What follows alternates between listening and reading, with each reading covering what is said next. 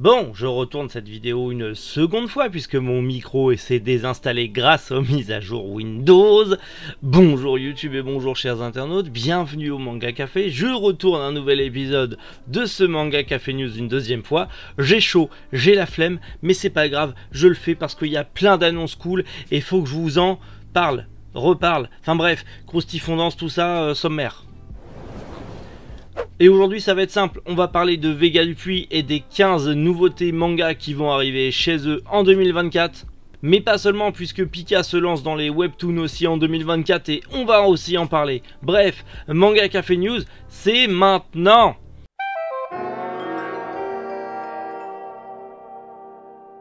Au moins c'est bien, je connais le truc par cœur puisque Vega Dupuis l'a annoncé son line-up de 2024. À la Japan Expo, ils l'ont annoncé, il y a 15 titres qui arrivent chez eux. Et ça c'est plutôt cool, notamment Super Beast. Super Beast qui est un manga sur les kaiju où en gros on va suivre une équipe d'humains qui va devoir défoncer du kaiju. Mais on n'est pas sur du shonen à la kaiju number 8, non non, là on est un petit peu sombre.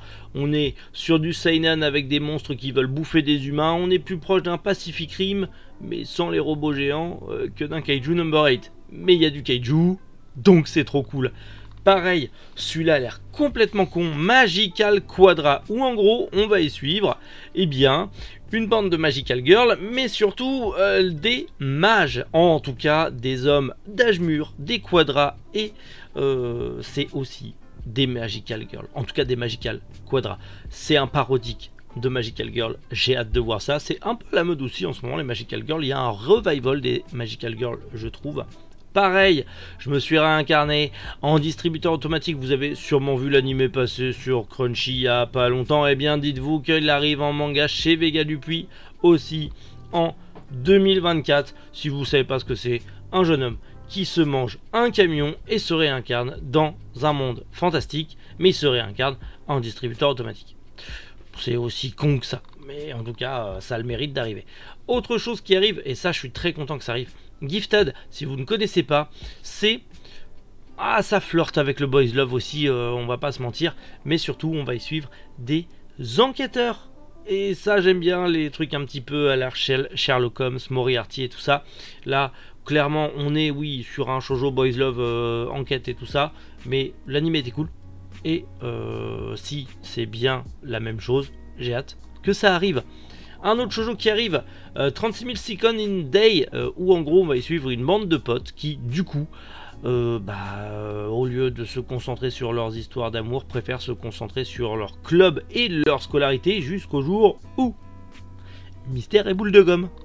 Autre Boys Love, mais cette fois-ci Number 6, un Boys Love de science-fiction dans un monde post-apo où l'humanité a quasi disparu et on va y suivre un jeune garçon très intelligent, de la haute, vraiment la base de la base, quoi. Il fait partie de la haute, qui va un jour rencontrer un jeune garçon qui lui est un petit rat des bas-fonds.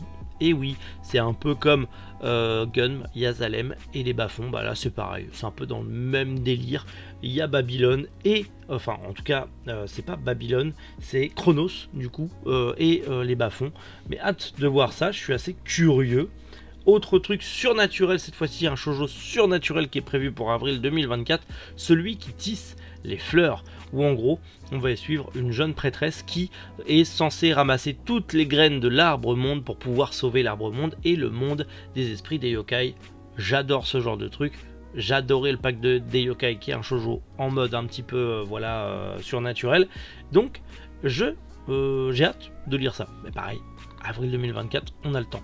The World in Dancing qui est prévu pour janvier 2024 et qui est un manga biographique sur l'acteur Zaimi Motokiyo, qui est un acteur, dramaturge, chanteur qui du coup est très connu dans le monde du théâtre et qui a fait principalement fait partie du No.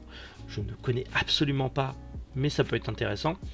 Un truc que j'attends avec grande impatience, Peleliu Gaiden, c'est pas la suite, c'est plusieurs histoires courtes qui se sont passées en même temps que Peleliu, donc hâte de voir ça, je suis assez curieux de ce que ça va donner, c'est en 5 tomes, et celui-là aussi, seinen dystopique, Stardust Family, où en gros, si tu veux devenir parent dans ce monde, eh bien tu dois passer un permis avant de te reproduire et avoir des enfants. Et donc on va t'envoyer un enfant qui fait office d'examinateur pour savoir si tu peux être de bons parents ou pas et si tu as le droit de te reproduire et d'avoir un enfant. Ce genre de choses devrait aussi exister dans notre monde. Surtout quand on voit certains parents, je plains les gosses. Il faudrait peut-être un permis. Du coup, est-ce que je l'aurai moi ou pas je sais pas. On continue les seinen avec The Days Game. C'est un seinen, un survival, 15 criminels emprisonnés dans une prison qui vont être sélectionnés pour participer à un Death Game et le survivant, eh ben, il regagne sa liberté. Classico-classique, mais ça peut être intéressant. Une annonce par contre qui me fait giga plaisir puisqu'on a enfin Breakdown de Takao Saito, le papa de Golgo 13, qui arrive. C'est de la SF, c'est du dystopique, c'est du post-apo, une météorite qui arrive, qui éclate toute une bonne partie de la planète, et le Japon qui retourne à l'âge de pierre avec tout ce que ça implique. Les hommes retournent à l'état sauvage, les animaux aussi, les maladies, bref, on va y suivre un journaliste qui va devoir survivre dans ce nouveau monde, et le manga est juste incroyable, donc je suis très content qu'il arrive.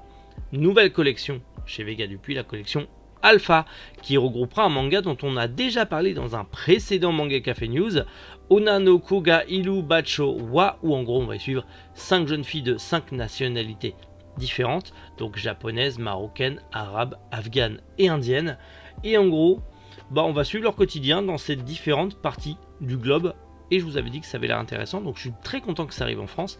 Et Super Beast Art of, qui est l'artbook qui a inspiré Super Beast. Du coup, ça va avec le manga, puisque c'est l'artbook du manga, mais il fait aussi office de journal de bord par rapport à la chasse au kaiju et compagnie. Donc c'est plutôt cool. D'ailleurs, Kaiju Number 8, sur certains Chara Design, est inspiré de Super Beats. Voilà. Vous le savez, maintenant c'est gratuit, c'est cadeau, ça me fait plaisir. Pour finir dans cette nouvelle collection, petit ovni de la part de Vega Dupuis, journal d'un naufragé, un mélange entre Où est Charlie et une sorte de manga de survie où en gros on va suivre un naufragé qui va être coincé sur une île pendant 100 jours, et sur ces 100 jours il va vivre des aventures, rencontrer des monstres, rencontrer des aliens, trouver des trésors, bref on va devoir suivre son aventure. Ça se veut être ludique, en plus c'est tout en couleur, c'est prévu pour septembre 2024, donc on a un peu le temps. Mais ça peut être cool. En tout cas, je suis curieux de voir avec mes enfants potentiellement. Parce que Où est Charlie, c'était un truc qu'on adorait étant gosse. Donc pourquoi pas. À voir. Mais en tout cas, on peut le dire. Pika met le paquet niveau sortie. Il y a plein de nouveaux mangas qui ont l'air giga cool. Donc j'ai hâte de voir ce que 2024 nous réserve. Mais il va falloir être patient. Pika se lance dans les webtoons avec la nouvelle collection Wave Toon qui arrive chez Pika courant 2024. Avec Red Eye Studio.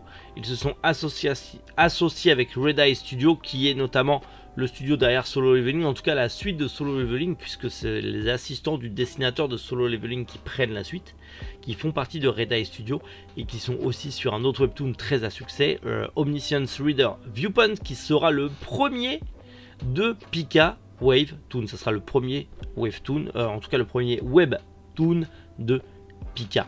Et ils ont annoncé 2 autres webtoons arrivés pour 2024, The World After the Fall et Tomb Raider King, qui arriveront aussi courant 2024. Maintenant, va falloir voir, niveau qualité, est-ce que ça sera top ou pas, parce que autant vers Pika Graphics, la qualité d'édition est pas dégueu, mais alors Pika Masterpiece, l'édition elle est vraiment pas terrible, hein. Roku Denashi Blues, on est très déçus, c'est dommage, mais en tout cas, hâte de voir ce qu'ils vont proposer en webtoon et surtout hâte de voir la qualité du produit fini, mais ça on en reparlera aussi en 2024.